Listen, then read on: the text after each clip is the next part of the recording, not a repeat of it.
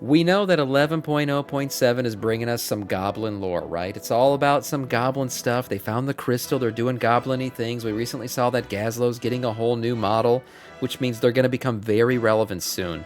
Hints at Undermine, all kinds of stuff coming. This is all leading into 11.1.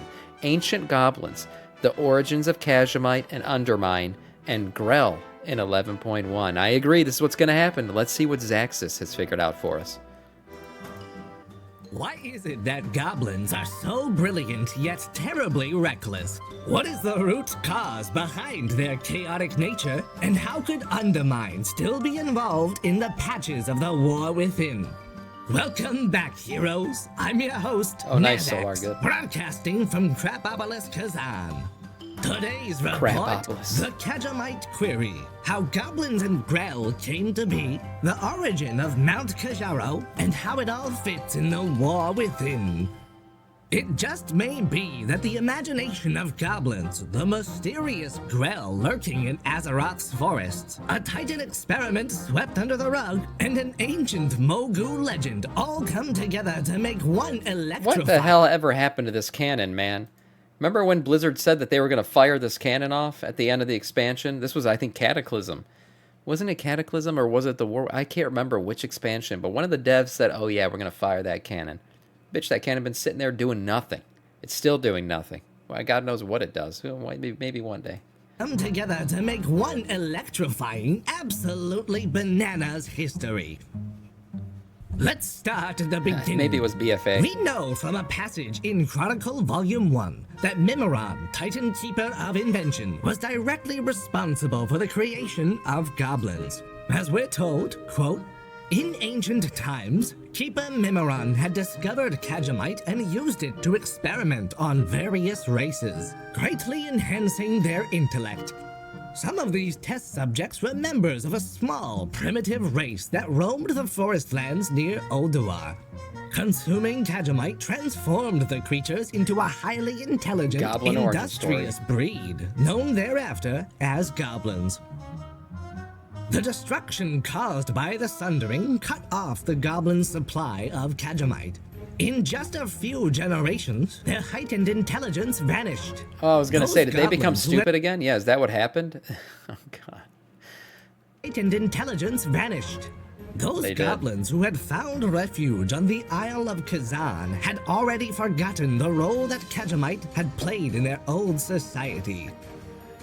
But the question remains, what were those creatures that Mimiron took from the forest lands around Ulduar? To solve this puzzle, we need to look at the source of the initial creatures that Mimiron used. When Titan Keeper Freya was tasked with seeding life across Azeroth, she relied on the ethereal realm known as the Emerald Dream, using its vibrant energies to bring forests into existence and empower creatures of many kinds. Enter the Forest Sprites. These mischievous beings, unlike the orderly and balanced nature of the dream that we're used to, represented wild, untamed chaos. And these guys are more humanoid, aren't they? Like if in the game these are tagged as humanoids. These are like some of the first humanoids, I guess you could figure, to come about from nature in Azeroth. Orderly and balanced nature of the dream that we're used to represented wild, untamed chaos. They slipped through the cracks of order, causing unpredictable and magical mischief wherever they roamed. One might speculate that the forest sprites are but one example of chaos, along with the Firekin and Spriggans that leap into being across nearly every cosmic force. These life-oriented manifestations of chaos were the perfect candidates for Mimiron's experiments, as he sought to channel their raw, improvisational energy into something more directed and inventive. Maybe more controlled too. Who knows? I mean, that he is a Titan. He's a Titan puppet. So at the end of the day, anything he creates is going to be more controlled. So I guess you could say that his version, this more robotic version, is a more controlled version of the nature humanoids that were created. If indeed forest sprites were the very creatures that Mimiron experimented on, there is another mysterious race whose shrouded origins could be thoroughly explained. The Grell. The Grell. During Mimiron's experiments with Kajamite to create goblins, the chaotic nature of the sprites could have backfired, creating a new aberration in the Grell. The wild, mischievous beings often found in Azeroth's deep... I wonder how these guys are related to imps, though. I know the imps come from, you know, they're demons. I think they're categorized as demons, so they come from the Burning Legion, all that shit, you know, Fellfire. That's their kind of their origin. But these Grell look very much like them. Forest. I have to say. What if the Grell were actually failed attempts or offshoots from Mimiron's original experiments in his attempts to transform forest sprites into goblins? Just like the trogs that resulted from the unstable experiments on the Earthen, the Grell could be discarded byproducts, creatures that didn't quite take to the transformative properties of Kajamite and were not considered worthy of civilization. But how did they go from Kajamite mutants to iconic forest spirits? Enter Bran Bronzebeard, who during his travels crossed paths with none other than the wild god spirit Aecina. In a conversation that left us with more questions than answers, Bran asked Aecina outright about the origins of the Grell, Why the hell would he ask about that? She was responsible. Aecina's response? She coyly said, maybe. What are we supposed to make of that? Well, perhaps some of these Grell escapees avoided titanic stasis and found a new or renewed purpose, answering the call of Aecina, the spirit of the forest, seeking to reclaim their forest sprite heritage and... Yeah, dwarves, gnomes, and humans were created by the curse of flesh, but goblins are a completely different origin. They're not the same as gnomes, even though they're comparatively always people talk about them together, but they're not the same. Return to the wilds they came from. And that's how we get from forest sprites to Grell to goblins and neatly tie up the... Goblins can qualify just like the trolls as like actual origin creatures of Azeroth, right? Like you just said, you got the gnomes, dwarves, and humans, which are more Titan creations. They don't exist on Azeroth without the Titans. But trolls, and then their byproduct, which are, you know, night elves and high elves and blood elves and all the elves that come from them, along with the goblins, are considered to be, you know, original Azerothian life forms. History which... Although I guess if the goblins come from Freya and the stuff that she did with nature, then maybe they're Titan creations too, but in a different way. So that's another little twist there. It was lost to the ages. So that's all well and good, Mr. Not from the Emerald Dream. They're not from the Emerald Dream. They're inspired by the Emerald Dream because that is that's what inspired, you know, all the creations that existed on Azeroth as the World Tree and everything. That's all inspired by the Emerald Dream, but it was happening in Azeroth, right? So the goblins also come from that version. Yes, they come from basically a version of the Emerald Dream that exists here in our plane of existence. For one day, created by right? Freya and all that shit. But wait, there's more. Right after this sponsor, Intel Extra, the Kajamite supplement for the working class goblin. It's a real ad. Are you tired of having the same old boring ideas day in, day out? Find yourself longing for a vibrant mind? Then it's time to subscribe to the Knowledge Wars official Kajamite supplement, Intel Extra. Goblin I wish I had this for some of my exams. Definitely tested on animals. What do you think, we're stupid? Buy now, ask questions later, and show the world who's smartest with Intel Extra. Don't even bother asking your alchemist if Intel Extra is right for you. It is. Some side effects may include, yet are not limited to, mutation, leprosy, cognitive degeneration, and long-lasting euphoria. Kajamite ingredients sold separately. Back to the show. It says no refunds. Let's rewind a bit. Where did Mimiron find Kajamite in the first place? Where did this remarkable ore actually get its properties? Just what exactly is it? This is a mystery even more confounding than the goblins or Mimiron himself. I don't know if Kajamite is like blood from Azeroth, but I believe Kajamite's origin is of Azeroth in some way. It's like maybe it's blood that was solidified a long time. It's not like Azerite, it's different. But I'm sure he's going to get into it. But I think it's like Azerothian of origin. And the answer may lie in the heart of Mount Kajaro on the island of Kazan. Mount Kajaro is the location where goblins later discovered the largest deposits of Kajamite, digging ever deeper to desperately find more. But why there of all places? Read me What theory? caused this mineral to appear in such high Here's a theory. Okay, let me see here's a theory. Where did the Titans get the idea to design what a human looks like or a dwarf? Are they actually native humans and dwarves on other planets? Well, for humans, I think it's more like a, kind of like a religion in real life, like how we say God created humans in his image. Humans very much look like Titans, right? They're like some miniature versions of Titans. You could look at the Vrykul, which are another variation of that, we're downsized versions of what an Amanthul would look like. So that's, I think, where they get the image of humans. Dwarves, I guess, would be considered more stockier, shorter humans. Their purpose was more, in the ground, underground, so they are built more to handle that kind of pressure, maybe, and have the strength to be able to dig into and handle the Titan facilities and all that stuff. So I think they were all created with a purpose. The dwarves are more so, stocky, tough. They do that kind of stuff. The humans are in the image of the gods themselves. And then you got gnomes, which are more intellectual. They didn't need all the muscle and everything that, say, a dwarf would have, or the stony boy muscle that a dwarf would have. That's I think, why they look the way they look. Kajaro. And is there a link between this Kajamite-rich region and the vein of azurite that goblins later found deep below Undermine? It seems to me that something catastrophic and magical New stream occurred time high at for Mount now. Kajaro long ago.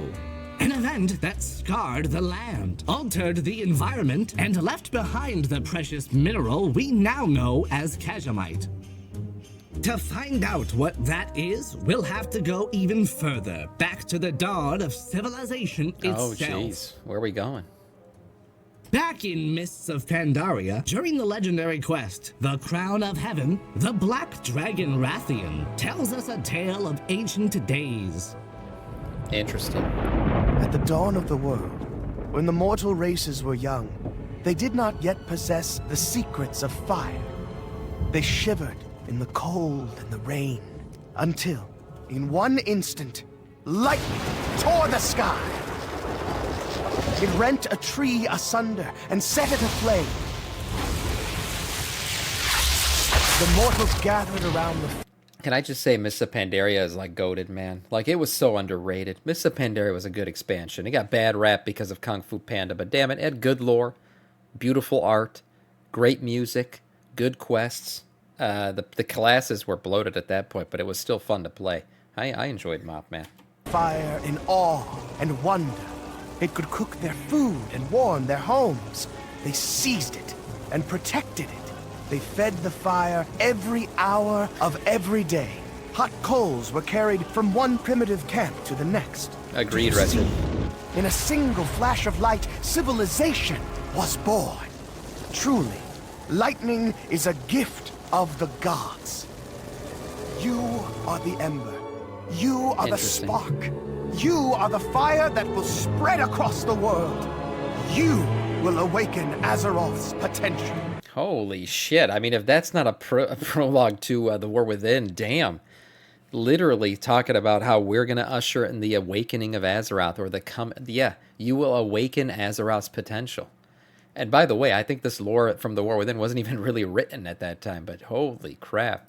Azeroth's potential. Rathian saw it all. What if Rathian's story wasn't just a symbolic tale? What if he was describing a real event? The destruction of a world tree at Mount Kajaro. Imagine a world tree standing tall, its roots spiraling deep into Azeroth's crust. Right. When it was struck by lightning, the impact was so powerful that it ignited the tree, setting its massive roots aspark and causing them to burn deep into Azeroth, wounding the world itself. Shit.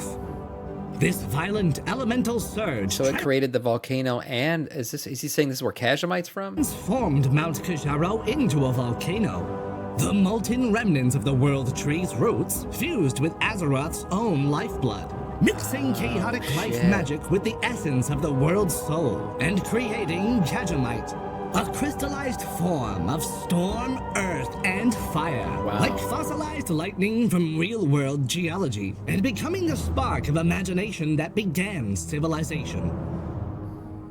I had no idea, but that totally makes sense now. So it's like a blend of Azeroth and nature. So surely Khajiit, I would say, based on that origin story, is something the Titans don't like. They would not like Khajiit. This was a naturally occurring element. It came about from nature and Azeroth itself. It is surely something that they would not want anyone to get a hold of. And these goblins, basically ate that shit up and became what they are today.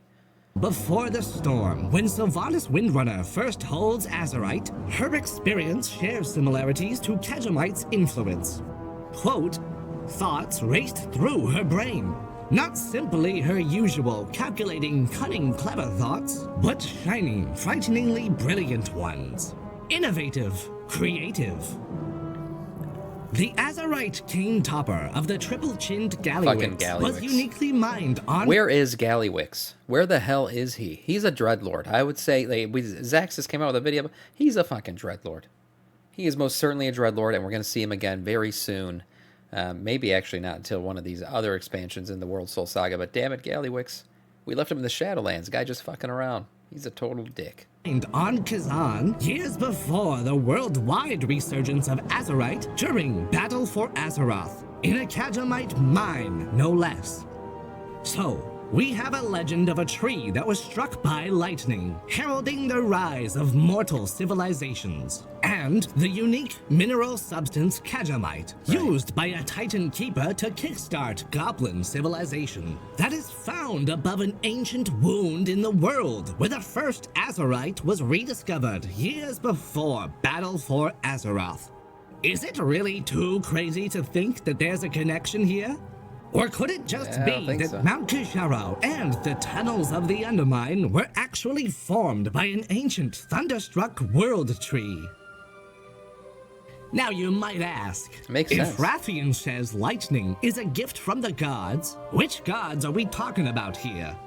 We might first think about the Titans. I would think about the Titans, but I don't think they like, intellect. They don't like free will and free thought and things like that, so I wouldn't think this would be a Titan creation. With the Zeus-like Amarnthul and Tharim's storm temples. But I think that this legend predates the Titan's arrival altogether.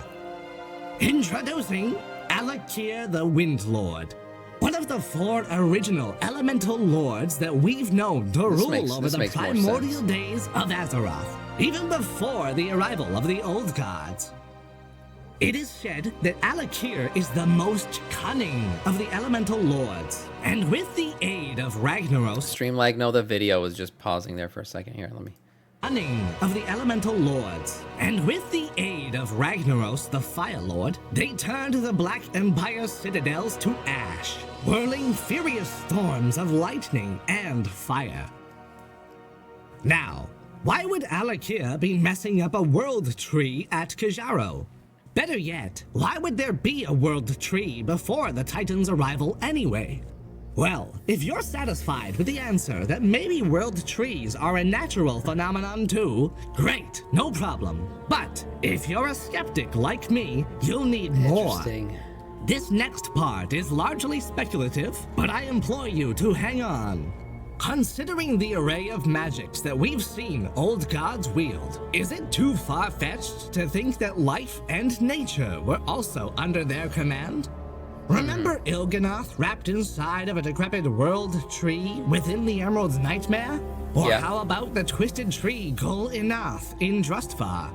Who's to say that Yasaraj, said to be the most powerful of the old gods, and who sports this familiar green glow in many official depictions, didn't learn to leverage, or perhaps already inherit the magical powers of life, growth, and... Yeah, you see, like, an old god would make more sense because they are more about, like, unpredictability, free will, all that stuff. I mean, so that's the Curse of Flesh gave us free will, essentially, for as humans, dwarves, and gnomes, so...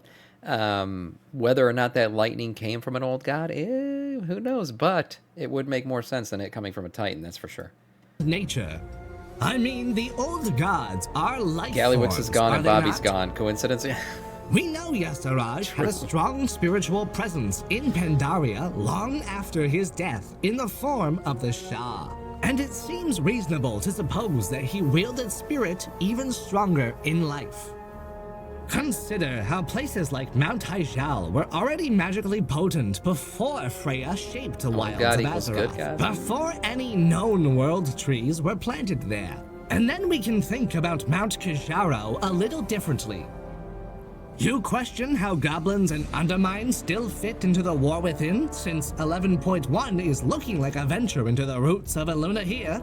I say, it's entirely possible that Mount Kijaro, Kazamite, the Undermine, and the Goblins all have origins rooted in an ancient world tree, and that it couldn't be more relevant.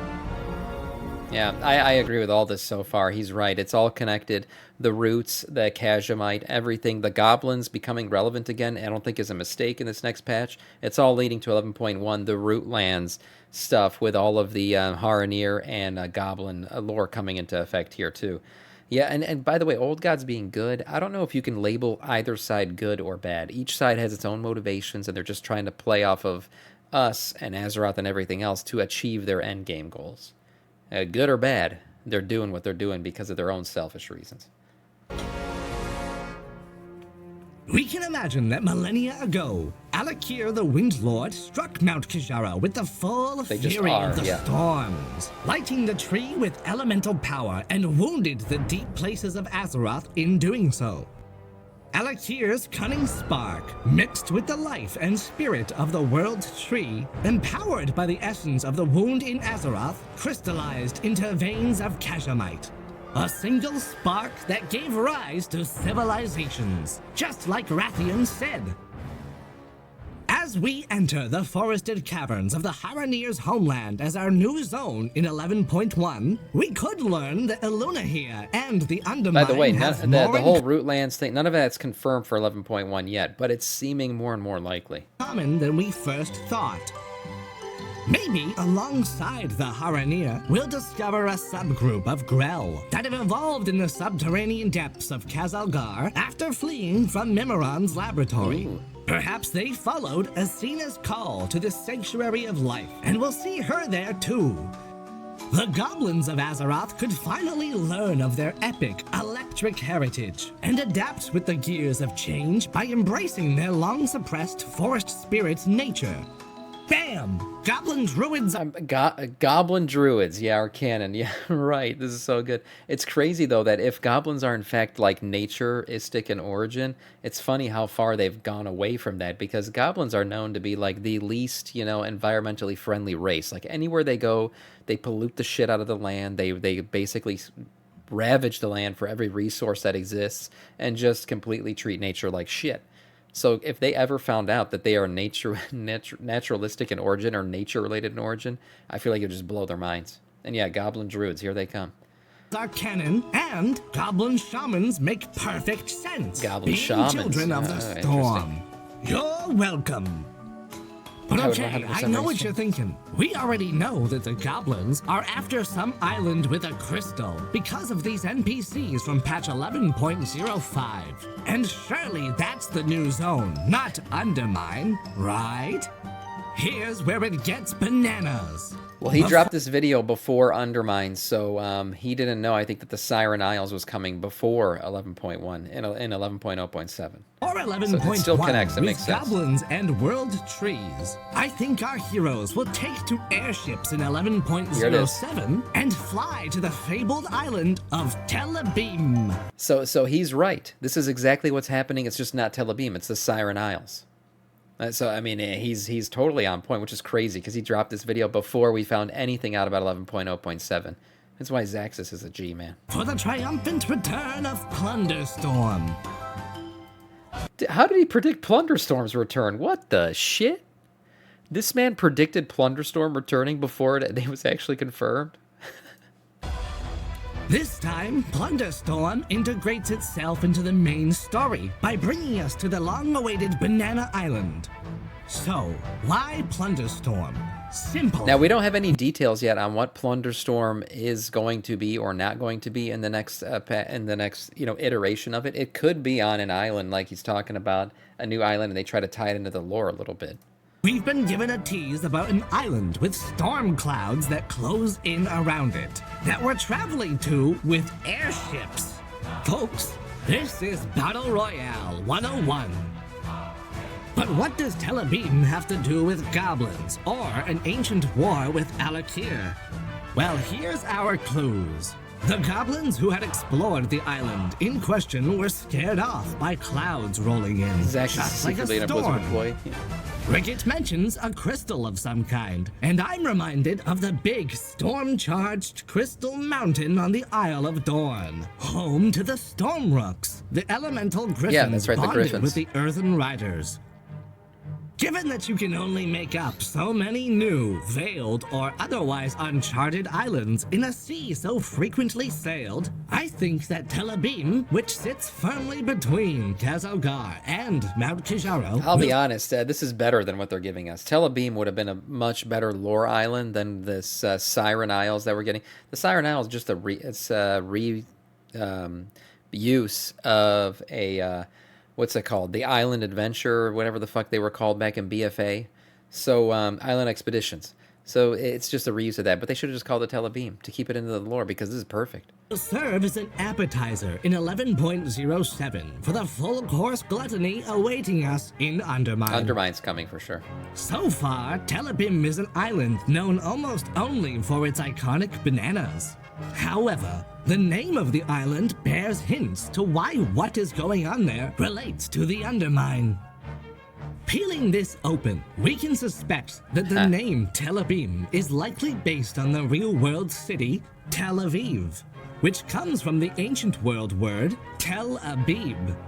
What's particularly interesting is that the word tel comes from the Arabic term for an artificial map. Oh man, we're going into my ancient heritage here. Archaeologists tell is an artificial topographical feature, a mound consisting of accumulated stratified debris and succession of consecutive settlements at the same site. Okay, so yeah, civilization after civilization building on top of each other, yes. Created over centuries through the combined layers of civilizations built over the other. And on a conceptual map from Azeroth all the way back in the day, I've actually been to Lebanon and seen some of these. There's entire Greek and Roman structures underneath the ground. Like they've dug up a bunch of them, and like literally Beirut is built on top of a bunch of them. It's crazy. Like there'd just be craters open between buildings, and you could see like the ancient Roman cities and stuff down there. From back when Alexander the Great conquered. Which later evolved into Telebim. We could read into the previous name, Alabim, as an early clue to Alakir's influence on the later named Telebim. And what if this crystal that the goblins and the Arathi are after is actually a piece of the historic war between the elemental lords and the old gods? Rathian's legend is about the dawn of civilization, right? And the real first civilizations on Azeroth weren't the Titanforged, but the Black Empire. Right. It just may be that the layers of civilization hinted through the name Telebim are the remnants of the Black Empire. And after them, the ancient goblins. If this crystal is at all linked to the storms surrounding it, then it would be a no-brainer that a bunch of electricity-obsessed goblins would try to power their city using it. I mean, that think makes sense, about it. yep. If the ancient goblins were cut off from Kajamite because of the sundering, then who's to say that Telebim wasn't a surface-level, pre-sundering megacity built by Memoron's ancient goblin Man, I would love to see a megacity like this. This would be so badass. inventors, who at the height of their intelligence vastly outmatched the goblins of modern day. Right.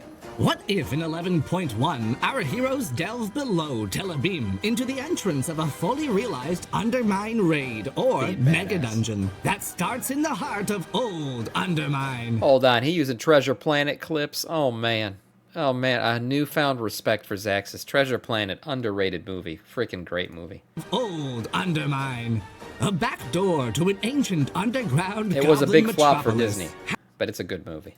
housing the facilities where Titan Keeper Mimiron ran his experiments with Kajamite. Here, the heroes of Azeroth can drive back the Dark Fuse Company through the tunnels of Undermine all the way to Kazan and uncover the unholy depths of their plans to recreate Kajamite by destroying the roots of Elunahir. This is how the Haranir's homeland fits perfectly into 11.1 as the zone, while Undermine features as 11.1's raid.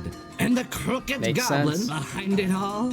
Chestor Gallywix, pulling the strings to reap and sow the woes Thanks, of a DJ. tormented world.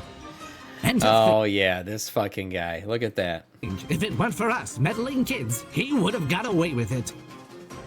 Piece Like of the shit. Dream Surges before Gallywix. Guardians of the Dream, this would frame Plunderstorm's return in 11.07 as a prelude to the unraveling story about the origin of Mount Kajaro's mystical world tree, Kajamite, the goblins themselves, and the earliest wars in Warcraft. Meanwhile, taking us back Perfect. to not one, but two legacy locations to celebrate World of Warcraft's 20th anniversary, Undermine and Tel Aviv. It's so good that it's sad that this is not exactly what's happening. Now, like a version of this is happening. And I do believe Undermine Raid, all that stuff's gonna happen too. But man, his connection with the lore is so good with Plunderstorm. Now is the time for the Undermine. Whether it's secretly ran by a demonic host or connected to the Haranir and World Trees, I care not. At the end of the day, I wouldn't be much of a goblin if I didn't place a few bets once in a while. And that's where we conclude today's tectonic revelation. Tell me in the comments below, what do you think we'll see from 11.1, and what do you make of Rathian's legend? Thank you for tuning in to another episode of Knowledge Wars. Another Where the good truth one. isn't just out there, it's buried under layers of ancient goblin architecture and Titan machinery. Remember, folks, you are the resistance to the big Kaja Corporation. No refunds guaranteed. Okay, show's over, pal. Nothing to see here, folks. Wait, no, you can't do this to me. Do you know how much I've sacrificed? The truth is what we make it, pal. What a great video. Yep, I think he's right, boys and girls. It's gonna be the totality of Undermine is coming, whether it's a raid or not, who knows. Underroot coming. All this stuff in 11.0.7 is leading into 11.1. A whole Goblin lore refresh. All the Goblin lore is going to be brought to the surface. And some more Haranir lore. And of course, roots connected to world trees, connected to everything else. I'm excited for it. Nice video from Zaxxus. Happened to catch the last react here on my break. Yeah, thanks for watching, Sam. Yes, Zaxxus, another banger, man. When you tied in Plunderstorm, now that we know Plunderstorm is in fact coming back, everyone's convinced you're a Blizzard employee at this point. There's no way you knew that. And I hope they do tie it in with the lore the way you kind of said. It would be great. It would be a miss if they didn't at this point, but man, what a great video.